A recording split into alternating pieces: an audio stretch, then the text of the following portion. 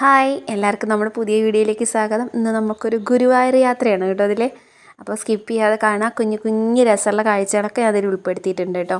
അപ്പോൾ ഏകദേശം ഒരു 7:30 ആ സമയത്ത് ഞങ്ങൾ ഇറങ്ങി. അല്ലാതെ എപ്പോഴും പോണ പോലെ 5 മണി ടൈമിലല്ല ഇറങ്ങിയത്. കാരണം സ്കൂളുള്ള ദിവസമായിരുന്നു. അപ്പോൾ അത്യാവശ്യം തിരക്ക് ഉണ്ടാവില്ല എന്നാണ് ഞങ്ങൾ കരുതിയത്. പക്ഷേ സംഭവം തിരക്കുണ്ടായിരുന്നില്ല കേട്ടോ. അമ്പലത്തിലായാലും തിരക്കുണ്ടായിരുന്നില്ല. പക്ഷേ അന്ന് ഉദയാസ്തമന പൂജ ആയതുകൊണ്ട് നട അടച്ചിട്ടാൽ കുറേ നേരം കഴിഞ്ഞിട്ട് തുറക്കുന്നുണ്ടായിരുന്നുള്ളൂ. അതുകൊണ്ട് ക്യൂവിൽ ഏകദേശം ഒരു 11 മണിക്ക് ക്യൂവിൽ നിന്നിട്ട് നമ്മൾ ദർശനം കിട്ടിയത് ഒരു 2:30 ആ സമയത്തായിരുന്നു. 2:30 2:45 പക്ഷേ ക്യൂവിൽ നിൽക്കുമ്പോൾ ക്ഷീണം തോന്നിയില്ല. പിന്നെ അത്രയും നല്ല ദർശനമായിരുന്നു. സുഖമായി തൊഴുകാൻ പറ്റി പറഞ്ഞാൽ നന്നായി കാണാൻ പറ്റി. അങ്ങനെ എന്താ വെച്ചാൽ നമ്മൾ കറക്റ്റ് നടയുടെ മുമ്പിൽ സ്റ്റക്കായി ക്യൂ. അപ്പോൾ അത്രയും നേരം ഭഗവാനെ കാണാൻ പറ്റി കേട്ടോ. അത് കഴിഞ്ഞ് ഞങ്ങൾ തൊഴുതിറങ്ങിയത് നട അടയ്ക്കുകയും ചെയ്തു കേട്ടോ. അപ്പോൾ നമ്മൾ ഈ വഴിയാണ് പോവുക, അതായത് നമ്മുടെ തിരുവില്ലാമല വഴിയാണ് ഞങ്ങൾ പോവുക. നമുക്കതാണ് എളുപ്പം. അപ്പോൾ ഞങ്ങളങ്ങനെ നല്ല ഭംഗിയുള്ള കുറേ സീനറീസും കാര്യങ്ങളൊക്കെ ഉണ്ട്. ഈ വഴി പോകണവർക്കറിയാം. നല്ല ഇതിപ്പോൾ ഇങ്ങനത്തെ സീനറീസൊക്കെ ഞാൻ എടുത്തു വെച്ചത് എന്താ വെച്ചാൽ നമ്മുടെ ഗൾഫിലുള്ള മലയാളീസ് ഉണ്ടാവുമല്ലോ, അപ്പോൾ അവർക്കൊക്കെ വേണ്ടിയിട്ട് കേട്ടോ ഞാൻ എടുത്ത് വെച്ചത്. കാരണം നമുക്കൊക്കെ നമുക്കിതിനോട് വിലയില്ല എന്നല്ല, നമുക്കൊക്കെ ഇത് എപ്പോഴും കാണാനും പിടിക്കാനൊക്കെ പറ്റും. പക്ഷെ അവർക്ക് പോയി കഴിഞ്ഞാൽ അവർക്ക് ഏറ്റവും മിസ് ചെയ്യുന്നത് ഈ പച്ചപ്പും ഈ നാടും ഒക്കെ ആയിരിക്കും അല്ലേ. അങ്ങനെ കുറേ പേര് എൻ്റെ അടുത്ത് പറഞ്ഞിട്ടുണ്ട് കേട്ടോ. എൻ്റെ അനിയനായിക്കോട്ടെ, അവൻ ഗൾഫിലാവുമ്പോഴും പറഞ്ഞിട്ടുണ്ടാവും നാട് കാണാൻ തോന്നുന്നു, നാട് കാണാൻ തോന്നുന്നു എന്ന്. പിന്നെ നമുക്കിപ്പോൾ ദിവസം കണ്ടാലും നമുക്ക് എല്ലാവർക്കും ഇഷ്ടമാണ് അല്ലേ. അപ്പോൾ നമ്മുടെ പോണ വഴിക്ക് അകമല അമ്പലം ഉണ്ടല്ലോ, അകമല അമ്പലമാണിത്. അപ്പോൾ ഇറങ്ങി തൊഴുകാൻ നിന്നില്ല, കാരണം നമ്മൾ ഓൾറെഡി ലേറ്റ് ആയിട്ടാണ് പോകുന്നത്. അപ്പോൾ അകമലയിൽ തൊഴുതൊന്നുമില്ല, വരുമ്പോൾ തൊഴുക എന്ന് വിചാരിച്ചിട്ട് വന്നു. ഇത് മമ്മിയൂരാണ് കേട്ടോ. അകമല കഴിഞ്ഞിട്ട് പിന്നെ ഞാൻ മമ്മിയൂർ എത്തിയിട്ടാണ് ഷൂട്ട് ചെയ്തിരിക്കുന്നത്. അപ്പോൾ പിന്നെ നമ്മുടെ ഗുരുവായൂരെത്താം. ആ ഗുരുവായൂർ എത്താറാകുമ്പോൾ നല്ലൊരു വൈബ്, എന്തോ ഒരു പോസിറ്റിവിറ്റിയൊക്കെ ഫീൽ ചെയ്യും കേട്ടോ. എനിക്ക് ചെറുതിലേ അങ്ങനെയാണ്. അപ്പോൾ അതാ ഈ ആലൊക്കെ എനിക്ക് ഞാൻ ചെറിയ കുട്ടിയാകുമ്പോൾ എൻ്റെ അമ്മ കൊണ്ടുപോയ ഓർമ്മയിൽ ഞങ്ങളപ്പോൾ അവിടെ തലേ ദിവസം താമസിച്ച് അങ്ങനത്തെയൊക്കെ കുറേ ഓർമ്മകൾ വരും. പണ്ടത്തെ ഗുരുവായൂരല്ല, ഇപ്പോൾ നല്ല ഇമ്പ്രൂവ്മെൻ്റ് ആയി. ഞാൻ ചെറിയ കുട്ടിയാകുമ്പോൾ പോയതൊക്കെ എനിക്ക് ഓർമ്മ വരും കേട്ടോ. അതൊക്കെ ഈ ഒരു പരിസരം, അമ്പല പരിസരം എന്ന് പറഞ്ഞു കഴിഞ്ഞാൽ ചിലപ്പോൾ തലേ ദിവസം പോയി കഴിഞ്ഞാൽ ഒരു ദിവസം നിന്ന് പിറ്റേ ദിവസം വാകച്ചാർത്ത് തൊഴുതിട്ടൊക്കെ കേട്ടോ ഞങ്ങൾ തിരിച്ചു പോവുക. അങ്ങനെയുള്ള കുറേ കാലങ്ങളൊക്കെ നമുക്ക് ഓർമ്മ വരും. കുറേ എന്താ പറയുക, അവിടുത്തെ ആ ഒരു സ്മെല്ലുണ്ടല്ലോ, മണം, ആ ഒരു നമ്മുടെ ചന്ദനത്തിൻ്റെയൊക്കെ മണം. അപ്പോൾ അത് ഞങ്ങൾ ഫോൺ വെക്കുമല്ലോ, അത് ഫോൺ വെക്കുന്നതിന് മുന്നേ ഞാനും അമ്മയും കൂടിയുള്ള ഒരു കുഞ്ഞു ക്ലിപ്പ് വെച്ചിട്ടുണ്ടായിരുന്നു കേട്ടോ.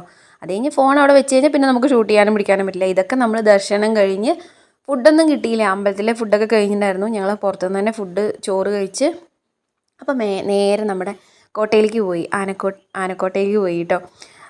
അയ്യോ, ഞാൻ ഒരു തവണ പോയിട്ടുണ്ടായിരുന്നു. കുട്ടികളെ കാണിക്കാൻ പറഞ്ഞിട്ട് ഏട്ടനും ആദ്യമായിട്ടാണെന്നാണ് പറഞ്ഞത് കേട്ടോ. എനിക്ക് എന്താണെന്നറിയില്ല, ഒന്നാമത് എനിക്ക് എല്ലാ മൃഗങ്ങളും ഇഷ്ടമാണ്. കൂടുതൽ ഇഷ്ടം നായക്കളെ ആണെങ്കിലും ആനകളോട് പ്രത്യേക ഇഷ്ടമാണ്. ആന, പശു, പോത്ത്, ഇതൊക്കെ എനിക്കിഷ്ടമാണ് കേട്ടോ. അപ്പോൾ ഇവൻ ഇങ്ങനെ നിന്ന് ആടണം കണ്ടപ്പോൾ എനിക്ക് അവനെ എന്താ പറയുക, നമുക്ക് പോയി ഹഗ് ചെയ്യൊന്നുമില്ല, അങ്ങനെ തോന്നിയിരുന്നു. ഹഗ് ചെയ്ത് കഴിഞ്ഞാൽ എൻ്റെ കാര്യം എന്താവും എനിക്കറിയാം. പക്ഷേ എന്നാലും നമ്മളെക്കാൾ എത്രയോ ഇരട്ടി ശക്തിയുള്ള ആൾക്കാരാണ് അവരെ വേറൊരു ചങ്ങലയിലാണല്ലേ വെച്ചിരിക്കുന്നത്. ആ ചങ്ങലയൊക്കെ പൊട്ടിച്ചെറിഞ്ഞ് എങ്ങനെ വേണമെങ്കിൽ ആക്രമണങ്ങൾ കാണിക്കാൻ ആരോഗ്യമുള്ളവരല്ലേ ഇവരല്ലേ. പക്ഷെ അവർ ആ ചങ്ങലയിൽ ഒതുങ്ങിക്കൂടി ഈ നിൽക്കണ കാണാൻ, ആ കുളിയൊക്കെ കഴിഞ്ഞ് നിൽക്കണതാണ് എന്ത് ചന്താണ് അല്ലേ. അപ്പം ഞങ്ങൾ ഓരോ ആൾക്കാരായിട്ട് ഇങ്ങനെ നോക്കിയപ്പോൾ ഒരാൾ സുഖമായി കടന്ന് കുളിക്കണു, ഒരാളെ കുളിപ്പിക്കാൻ 3 ആൾ. അപ്പം ഞാൻ ഷോർട്സൊക്കെ ഇട്ടിട്ടുണ്ട്. അപ്പോൾ ഷോർട്സ് ഇട്ടവർ പോയി കണ്ടിട്ടുണ്ടാവൂലേ. അപ്പോൾ മൂപ്പര് നല്ല സുഖത്തിൽ കുളിക്കുക. ഞാൻ നേരെ നോക്കിയപ്പോൾ ഞാൻ ഏട്ടനോട് പറഞ്ഞു, ഏട്ടൻ അവന് ഉറങ്ങുകയാണ് തോന്നണില്ലേന്ന്. ഇടയ്ക്കിടയ്ക്ക് പാപ്പാൻ തുമ്പിക്കൈ അങ്ങോട്ട് മാറ്റി ഇങ്ങോട്ട് മാറ്റി എന്നൊക്കെ പറയുമ്പോൾ മൂപ്പര് മാറ്റുന്നുണ്ട്, സുഖമായി കിടക്കുന്നുണ്ട് കേട്ടോ. ഇവിടെ ഒരാൾ മണ്ണ് വാരി എറിയുക, അപ്പുറത്തൊരാൾ വെള്ളം എടുത്തിട്ട് എല്ലായിടത്തേക്കും ചീറ്റി കളയുക, അങ്ങനെ കുറേ വികൃതികളൊക്കെ കുറേ ഉണ്ട് കേട്ടോ. എന്താ ഒരാൾ ഇതിലൊരു ആന പാപ്പാൻ്റെ അടുത്ത് തെറ്റി നിൽക്കുന്നുണ്ടായിരുന്നു കേട്ടോ. ഞാൻ കാണിച്ചു തരാം. ഇത് പിന്നെ പിടിയാനയാണ്. അപ്പോൾ ഞാൻ നന്ദുവിൻ്റെ അടുത്ത് പറഞ്ഞു, നന്ദു പിടിയാനയാണ് കേട്ടോ പറഞ്ഞു. അപ്പോൾ എന്താ അമ്മ അത് പറഞ്ഞാൽ, കുട്ടികൾക്ക് അതൊന്നും അറിയുകയും കൂടി ഇല്ല. ഞാൻ പറഞ്ഞു അത് ആണല്ല, അത് പെണ്ണാണ് പറഞ്ഞു. അപ്പോൾ അതെങ്ങനെ മനസ്സിലാവുക ചോദിച്ചു. ഞാൻ പറഞ്ഞു ആനകൾക്ക് വലിയ 2 കൊമ്പ് ഉണ്ടാവും, പെണ്ണിന് കുഞ്ഞൊരു ഇവിടെ എന്താ ഉണ്ടാവുള്ളൂ, അത് കൊമ്പ് എന്ന് പറയുമോ അമ്മ ചോദിച്ചപ്പോൾ ഞാൻ പറഞ്ഞു അത് കൊമ്പല്ല, അത് അതിൻ്റെ പല്ലാണ് എന്ന് പറഞ്ഞു. അങ്ങനെ അതൊക്കെ പറഞ്ഞു കൊടുത്തപ്പോൾ ഇയാളാണ് കേട്ടോ തെറ്റി നിൽക്കുന്നത്. എന്തായത് പാപ്പാൻ എന്തോ കൊടുത്തു, അത് അവന് ഇഷ്ടപ്പെട്ടില്ല, അവൻ തൊള്ളിടുക. ആ പാപ്പാൻ തൊള്ളിടണതിൻ്റെ കൂടെ അവനും തൊള്ളിടുക. നല്ല രസമുണ്ടായിരുന്നു. പക്ഷേ സൗണ്ട് വേറെ ആൾക്കാരുടെ സംസാരം ഉള്ളതുകൊണ്ടാണ് ഞാൻ ഇടാഞ്ഞത് കേട്ടോ. ഇവൻ ഒരാളെ കൊന്നതാന്നൊക്കെ പറയുന്നുണ്ട് കേട്ടോ, കൊലയാളി എന്നൊക്കെ ഇവർ പറയണ്ടായിരുന്നു. സത്യമാണോ എന്ന് നമുക്കറിയില്ല. അത് കഴിഞ്ഞ് ഞങ്ങൾ പിന്നെ കുറച്ച് എല്ലാം ഒന്ന് റൗണ്ട് അടിച്ച്, ആനക്കോട്ട മൊത്തം റൗണ്ട് അടിച്ച് ഞങ്ങൾ തിരിച്ചു കേട്ടോ. തിരിച്ചപ്പോഴേക്കും വണ്ടിയിലെത്തിയപ്പോഴേക്കും ഈ ക്യൂ നിന്ന ക്ഷീണവും എല്ലാം കൂടി എല്ലാവരും ടയേർഡായി. പക്ഷെ ഞാനൊന്നും ഉറങ്ങിയില്ല, കാരണം ഞാൻ ഉറങ്ങിക്കഴിഞ്ഞാൽ ഏട്ടൻ ഡ്രൈവ് ചെയ്യല്ലേ. ഇവരൊക്കെ നല്ല ഉറക്കം ബാക്കിൽ കിടന്നിട്ട്.